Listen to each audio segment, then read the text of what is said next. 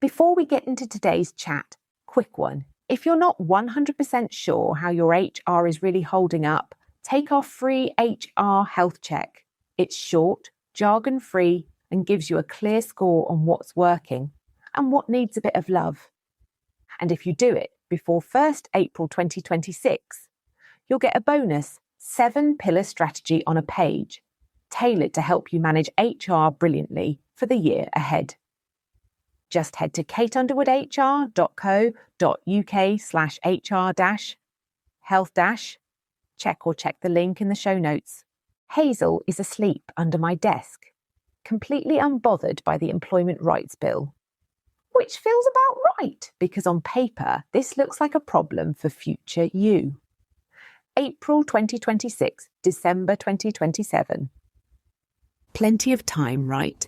And that's exactly why I wanted to record this episode, because this is the first real shake-up in employment law since I've been working in HR. I started my HR career in 1996. You can do the maths. I'm not going to. I've eaten enough Christmas cake to feel emotionally delicate. But in all the years I've worked in HR, this is the first time I've seen a reset like this. Not a tweak, not a bolt on, not it will just update the policy wording and crack on. This is a proper foundations up rethink. And employment law isn't a standalone thing you dust off once a year. It's woven into everything you do with people. Recruitment, hours, flexibility, absence, performance, complaints, dismissal. And those everyday conversations managers have without realising they've just created an HR issue. So no, this isn't a quick fix. No single policy. No one example you can copy and paste. No two businesses affected in exactly the same way. And anyone telling you otherwise is either oversimplifying or selling something. Kettle on, cake optional. And if you've already overdone the chocolate logs or Christmas cake, I won't judge. The danger of a long rollout. On the surface, the long rollout looks generous. Some changes from April 2026, others not fully landing until December 2027. So it's very easy to think, great, I'll deal with it later. But long timelines create complacency. Complacency leads to rushed decisions. And rushed decisions are where the trouble starts.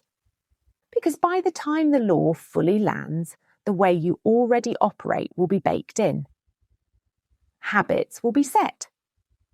Managers will be doing what they've always done. Expectations will feel established, even if they're vague or inconsistent.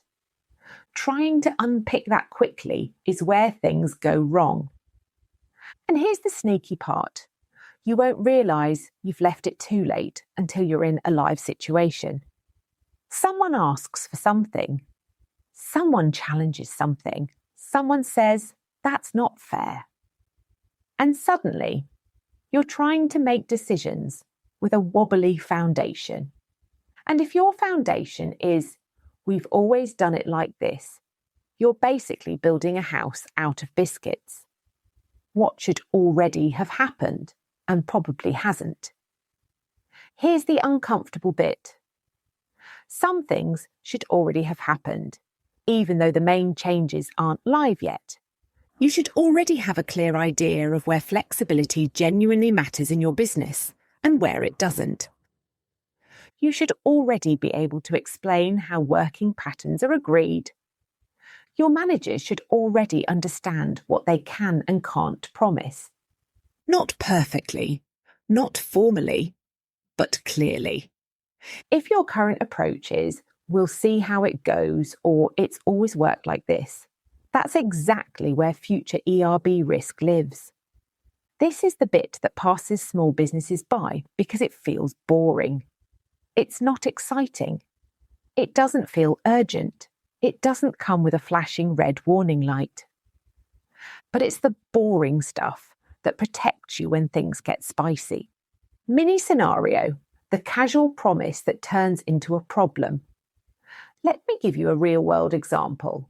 A manager says to an employee, casually, in the kitchen while making a coffee, "Don't worry, you'll always get at least 3 days a week here." They mean it in a nice way. They're trying to reassure them. Everyone smiles. Then life moves on. 6 months later, trade drops, shifts reduce, and that same employee says, "But you promised."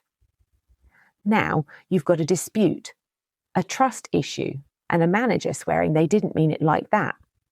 This is why I keep saying it's not just a policy thing. It's how we speak, what we imply, and what people take away. Employment law is basically the consequences of human conversations. Why there's no one-size-fits-all answer. One of the reasons this feels messy is because there is no single example you can copy. What's reasonable for a cafe won't be reasonable for a consultancy. What works in a care business won't work in manufacturing. And that brings me neatly to the word that gets used constantly in employment law. Reasonableness. Reasonableness, what it actually means. Reasonableness does not mean being nice. It does not mean saying yes. And it definitely does not mean doing whatever the employee wants. It means whether a reasonable employer, in your circumstances, with your resources, made a decision based on sound business reasons and handled it fairly. Examples. A small business saying, "We can't guarantee hours because customer demand genuinely fluctuates week to week," can be reasonable. A business saying, "We can't consider any flexibility at all because we don't like it," probably isn't. Saying no with a clear, consistent explanation is reasonable. Saying yes to one person, no to another, and being unable to explain why is not. Reasonableness is about clarity, consistency, and evidence, not perfection. And the key word here is in your circumstances. A huge corporate can absorb change differently to a 10-person business. Your size, your resources, your customer demands, and your operational reality matter. It's why I always roll my eyes when someone says, "Well, just do what big companies do." That's like telling someone with a Mini to drive like they're in a lorry. Different vehicle, different braking distance. Hazel has lifted her head at the word reasonable and gone straight back to sleep, which tells me she's heard this before. Hazel's job title upgrade. At this point, it's only fair to officially upgrade Hazel's job title. She is no longer just office dog. She is now senior head of risk management and consequence avoidance. Because she knows exactly what happens when you rush something, ignore warning signs, and hope for the best. You end up at the vet's with a face like thunder and a bank account that needs emotional support. Same principle here, just swap the vet for a solicitor. The ERB readiness plan in bite-sized chunks. Getting ready for the Employment Rights Bill doesn't mean rewriting everything now. It means breaking it into bite-sized chunks. Now, to early 2026, habits before paperwork. Focus on awareness and habits. Clean up vague conversations. Clarify working patterns. Train managers to be clear and consistent. Most ERB risk won't come from paperwork. It'll come from conversations. That's why we're launching Coffee, Cake and Complain in February. Because managers need confidence, not scripts. And this matters because when the law shifts, the people stuff doesn't politely wait until you're ready. Complaints and misunderstandings still happen. People still feel hard done by. Managers still say things off the cuff. So if your managers are wobbling now, you want to steady them before April 2026 rolls in. mid-2026. Align what you do with what you say. Tighten clarity where needed. Make sure your contracts reflect reality. Make sure your working patterns match what's documented. Make sure your approach to flexibility is consistent, not personality-based. Here's a good test. If you had 2 employees in the same role ask the same question, would they get the same answer? If the answer is, it depends who they ask, we've found your risk. 2027. Refine, don't panic. Refine and finalise as later changes land. This should feel like adjustment, not panic. A quick don't do this list. Let me save you some pain. Here are the things I do not want you to do. Do not wait until 2027 and then try to fix everything in a weekend.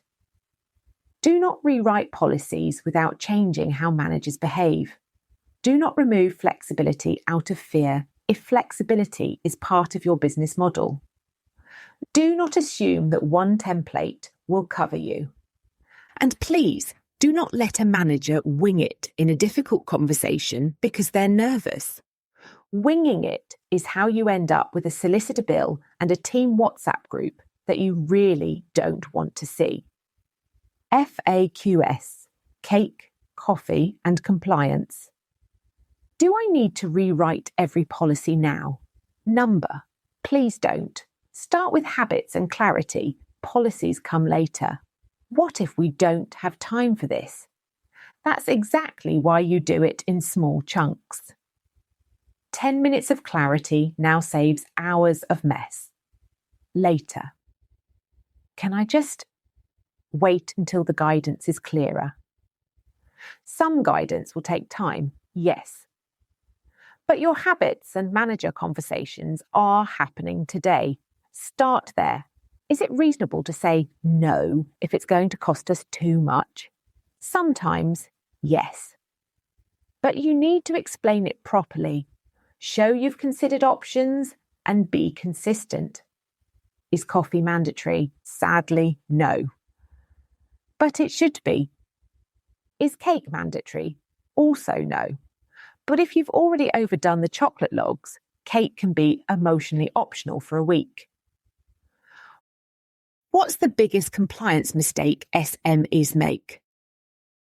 Assuming compliance is paperwork. It's behaviour, conversations and consistency. So if you take one thing from today, let it be this. A long delivery timeline doesn't mean this is a problem for future you. It means you have the chance to deal with it properly, steadily, and without creating a mess you'll regret later. Employment law is woven into everything. There is no quick fix. There is no identical case. And reasonableness is your anchor through all of it. If you want help working out what getting ready actually looks like for your business, download the ERB Readiness Pack. It'll help you focus on what matters now, what can wait, and what you don't need to lose sleep over. And if you want your managers to stop winging it and start handling tricky conversations confidently, Coffee, Cake and Complain launches in February. Hazel and I will be taking this slowly, sensibly, and with minimal vet or solicitor visits. Kettle on, standards up, see you next week. That's it for today. But if you fancy a bit of friendly HR advice in your inbox with zero waffle, come and join our newsletter. We send out bite-sized tips, plain English updates, and handy things you'll actually use. No spam, no fluff. You can sign up at kateunderwoodhr.co.uk/newsletter-sign up or just hit the link in the show